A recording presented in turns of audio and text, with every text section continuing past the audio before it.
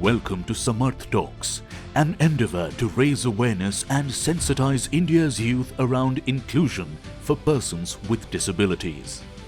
This is a platform where India's para-athletes find their voice and share their journeys, their setbacks and their unbreakable willpower. In this video, let's hear from Bhavik Parwad on what makes him Samarth. मैं Bhavik Bharwad para international athlete हूँ। मैं T47 category में participate करता हूँ। मैं athletics के अंदर 400 metre event करता हूँ अभी तो फ़िलहाल। तो मेरी स्टोरी कुछ ऐसे स्टार्ट होती है। 2014 में इलेक्ट्रिक शॉक लगने की वजह से मेरा इलेक्ट्रिक शॉक लगने की वजह से थोड़ा डिसेबिलिटी का इशू हो गया। इलेक्ट्रिक शॉक लगने के बाद मेरे को थोड़े टाइम तक हॉस्पिटलाइज किया। बहुत सारे डॉक्टर ने तो ये भी बोल दिया था कि नहीं बच सकते हो, बट एक चीज़ होती है ना कि भगवान जो करता है एक अच्छी चीज़ के लिए करता है।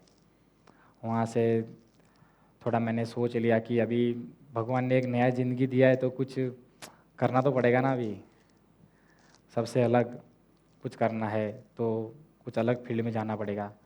तो डिसेबिलिटी के बाद थोड़ा एक्सेप्ट करने में थोड़ा टाइम लगा। एक्सेप्ट करने के बाद मैंने सोच लिया कि अभी करना है तो कुछ बड़ा ही करना है।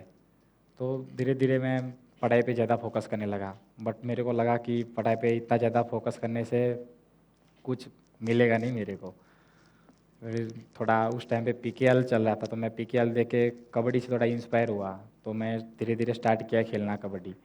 बट मैं तो खेलने के लिए तैयार था, बाकी सामने वाले लोग मेरे को थोड़ा अनकम्फर्टेबल फील करवाते थे कहीं बार कि वो इसे कुछ लग जाएगा तो इसको कुछ प्रॉब्लम हो जाएगा, तो वो मेरे को एक्सेप्ट नहीं कर पा रहे थे।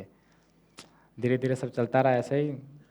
धीरे धीरे उन्होंने भी एक्सेप्ट कर लिया कि ना ये कर सकता है। तो मैं धीरे धीरे स्टार्ट किया मेरा करियर ऐसा कबड्डी में। बट एक टाइम तक मैं अच्छे से खेला, सब किया, डिस्ट्रिक्ट खेला, स्टेट खेला। बट स्टेट के बाद कोई चांस नहीं मिला आगे जाने का। तो वहाँ से मेरे को रिकमेंड किया फुटबॉल खेलो या एथलेटिक्स खेलो। उस टाइम पे मेरे मामा जी बॉक्सर थे, बॉक्सिंग करते थे और आर्मी में थे। तो आर्मी में से जैसे ही रिटायर होके घर आए थे, मैं उनके पास गया मिलने के लिए, बात किया उनसे। तो उन्होंने बोला कि करो फुटबॉल करो या फिर एथलेटिक्स करो। बट पर्सनली मेरे को फुटबॉल में थोड़ा इंटरेस्ट नहीं था, तो मैंने एथलेटिक्स स्टार्ट किया 100 मीटर इवेंट। 100 मीटर स्टार्ट करते ही 2-3 महीने थोड़ा सा नॉर्मल ट्रेनिंग करने के बाद मैं गुजरात स्टेट पार्टिसिपेट किया। अंडर 16 में पार्टिसिपेट किया था मैं उस टाइम पे। अंडर 16 में मैं थर्ड हो गया। फर्स्ट टाइम 100 मीटर भागा, फर्स्ट टाइम थर्ड हो गया। सब खुश होते हैं, पता नहीं मेरे को अंदर से 4-5 दिन तक नींद ही नहीं आई। मैं थर्ड कैसे हो गया,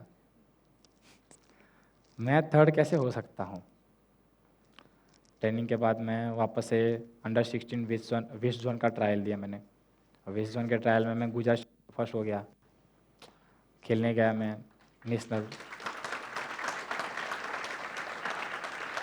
अभी वर्ल्ड चैम्पियनशिप का ट्रायल आने लगा। बेंगलोर में वर्ल्ड चैम्पियनशिप का ट्रायल था, मैं ट्रायल देने गया। एशियन गेम का गोल्ड मेडलिस्ट, एशियन गेम का 4th नंबर वाला बंदा और इंडिया का टॉप बंदा वहाँ पे पार्टिसिपेट किया था। मैं तो सोच के ही मर गया, साला एशियन गेम में गोल्ड मेडल है, एशियन गेम में 4th पोजीशन पे है, ये इंडिया का टॉप बंदा है, मैं कैसे कंप्लीट करूँगा। बट जो गुस्सा था ना अंदर, जो भर के रखा था 1 साल से मैंने एशियन गेम के बाद, वो सारा ग्राउंड पे निकाल दिया। मैं गोल्ड मेडल लेकर आया। मेरे को पता ही नहीं था कि कैसे गोल्ड आ गया मेरा, पता ही नहीं था मेरे को कैसे आ गया, गोल्ड आ गया। वर्ल्ड चैम्पियनशिप का ट्रायल में जो मैंने परफॉर्मेंस दिया था ना, उससे मेरे को समर्थ और गोस्पॉट मेरे को सपोर्ट करता है उस टाइम पे।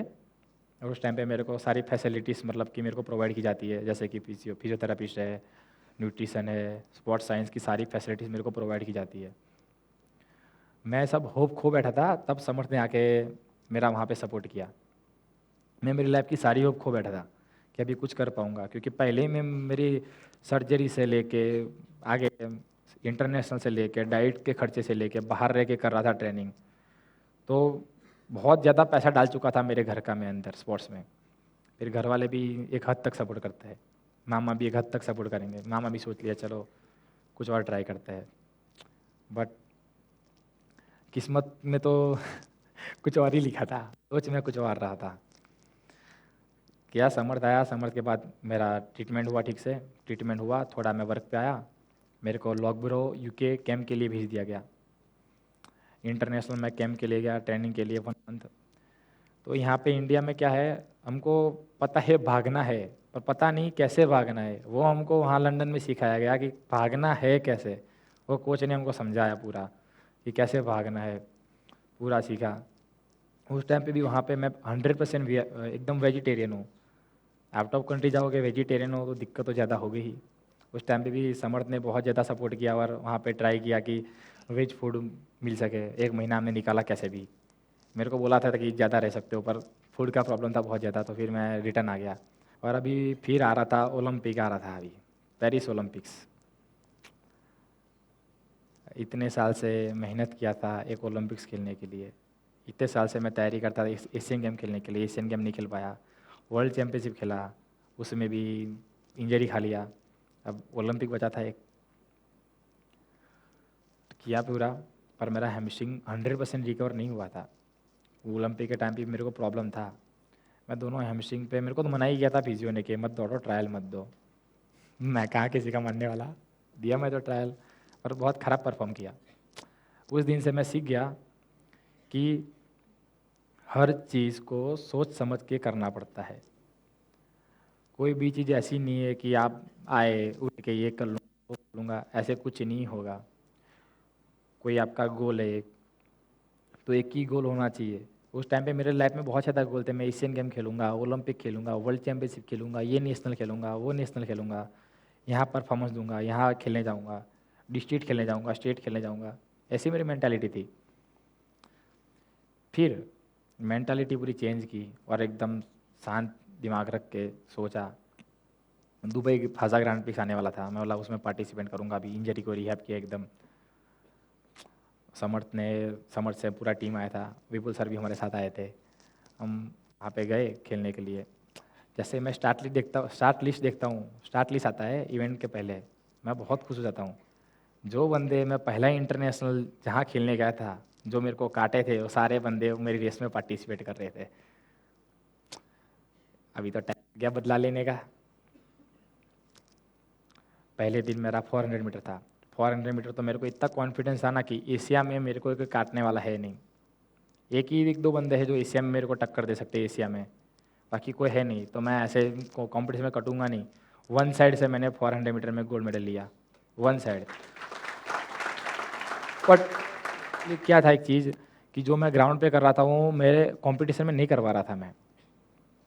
उसमें सबसे ज़्यादा प्रॉब्लम रहता है साइकोलॉजी का कि मैं ग्राउंड में जाके इवेंट में जाके क्या सोचता हूँ, क्या मेरी सोच है, मैं किस तरह से एग्जीक्यूशन करता हूँ। ये 400 मीटर पूरा माइंड गेम है। ऐसे नहीं हो जाता कि चालू किया और ख़त्म हो जाएगा। पूरा माइंड से सोच के करना पड़ता है जो भी करना है तुमको। सीख रहा है अभी वो, सर ने सिखाया। मैं अभी अंडर 23 खेलने गया था एबल बॉडी का, वहाँ जाके भागता हूँ मैं रेस ही भूल गया मैं क्या भागना है मेरे को। मैं बस ऐसे भाग के आ गया, उठा हुआ भागा और आ गया। सर बोलते हैं कि क्या किया तूने। सर क्या करूँ सर, नहीं हो रहा मेरे से। स्टिल सर ने वर्क किया, वापस से मैं अच्छा पोजीशन पे आ गया। अभी एशियन गेम्स आ रहा है, अभी ट्राई करेंगे 110% वो वाले एशियन गेम का गुस्सा इस वाले एशियन गेम पे निकालने का। जैसे फाजा वाला निकला गुस्सा, ऐसे ही गुस्सा निकालने का यहाँ पे। This is the shorter version of the story, right? There are so many incidents, right? जो उनके लाइफ में हुआ है, बायोपिक तो बनेगा ही एक दिन, right? So with that, if there are any questions in the audience for Mr. Bhavik, please let us know. मैं यहाँ पे एक स्पोर्ट्स ऑफिसर हूँ इस यूनिवर्सिटी में। तो मुझे आपसे ये चाहिए कि मेरे यहाँ पे जितने भी बच्चे स्पोर्ट्स वाले, मैं टीम लेके बाहर भी जाता हूँ, वेस्ट जोन के लिए जाता हूँ वगैरह, तो ये 2 मिनट मोबाइल छोड़ते ही नहीं है। तो आप क्या इनको सलाह दोगे सर? ये मोबाइल की मतलब इनकी ज़िंदगी ही मोबाइल है, तो आप क्या सलाह दे सकते हो सर इनको? उसमें एक चीज़ भी है ना कि कोई एक चीज़ को अचीव करना है ना तो सोशल मीडिया से थोड़ा दूर जाना पड़ेगा। मैं मेरा किस्सा बताता हूँ। मेरे को जब इंजरी हुआ ना तब मैं सोशल मीडिया ज़्यादा यूज़ करता था, इंस्टाग्राम स्क्रॉल करता पूरे टाइम, पूरे इंडिया में बस मैं देखता था ना, मेरा ही रील चल रहा है, मेरा ही रील चल रहा है, मेरा ही रील चल रहा है। मेरे मामा जी एक दिन मेरे को मिलते बैठते, बेटा क्या करना है, सोशल मीडिया में इन्फ्लुएंसर बनना है कि ओलंपिक मेडल लाना है? मैंने बोला मेडल लाना है। तो ये सब क्या कर रहा है तू? मैं बोला मामा थोड़ा ये वो टाइम तो यार कुछ नहीं होता ऐसा। मैंने उसी टाइम से इंस्टाग्राम को रील अपलोड करना बंद कर दिया। आज स्टिल मेरे फॉलोअर डाउन हो रहे हैं, पर मेरे को कोई प्रॉब्लम नहीं है। ऐसा नहीं है कि मोबाइल यूज़ ना करो, करो, पर उसका तो थोड़ा लिमिट होता है। अपना वर्कआउट के टाइम सीरियसली वर्कआउट करो, वर्कआउट के टाइम पे सीरियसली वर्कआउट कर लो, रिकवरी के टाइम पे रिकवरी कर लो, एंजॉय के टाइम पे एंजॉय कर लो। ऐसा नहीं कि सब छोड़ दो, लाइफ में एंजॉय भी चाहिए, बट उसके टाइम पे सही है वो। सब टाइम पे एंजॉय करना, फिर आगे कुछ नहीं होगा। फिर पूरी लाइफ अभी हम एंजॉय कर लेंगे ना, तो हमारी हालत देख के फिर आगे लोग हमको एंजॉय करेंगे। ये एक रियलिटी है। सो जो भी करना है ना, ऐसे दिल से करना। सो एक क्वेश्चन मैंने सर से पूछा था कि एवरी मॉर्निंग राइट उठ के वी फील कि अरे यार आज नहीं जाना है कॉलेज, आज काम पे नहीं जाना है, आज कुछ नहीं करना है, जस्ट लेटे रहना है आज के लिए, right? Does he have those moments? आपको भी ऐसे फील होता है क्या? मैं सर पहले तो ऐसा इतना ज़्यादा नहीं होता था, मैं चीटिंग कर लेता था। पर जब सीरियस करना स्टार्ट किया इस वर्ल्ड चैम्पियनशिप से पहले और अंडर 20 से पहले, तो मैं उठता ना सर, इतना वर्कआउट करवाते ना तो बॉडी में इतना जान नहीं रहता चलने का भी। ऐसा कोई बोलेगा ना कि चलो बाहर घूमने चलते हैं, मैं केरला में हूँ, घूमने के लिए बहुत सारा चीज़ है। कोई ऐसा बोलेगा ना कि कैंपस के बाहर चल के जाना, नहीं होगा भाई। सुबह उठूंगा, मैं सोचूंगा आज सर ना आए तो कितना मजा आ जाएगा, आज सर रेस्ट दे दो तो कितना मजा आएगा। फिर ऐसा सो जाता हूँ, फिर ऐसा चीज़ आता है, एक ही चीज़ दिखता है, गोल, भागना है। आज एक दिन मैं वर्कआउट छोड़ दूंगा तो मैं सबसे 1 महीना पीछे चला जाऊंगा। तो एक दिन बहुत इंपॉर्टेंट है वो, तो मैं वर्कआउट कभी नहीं छोड़ता। जाता हूँ मूड के बिना, पर मूड के साथ वापस आता हूँ मैं। Nice. Can we have a round of applause for that as well? The support system can only help you move forward. अगर आप में वो जोश नहीं है, राइट, कि कुछ करना है, कि कुछ गोल अचीव करना है, then that support system is not going to make you reach that goal, right? And which is what I have also learned from Bhavik ji. So please, a huge round of applause for Mr. Bhavik.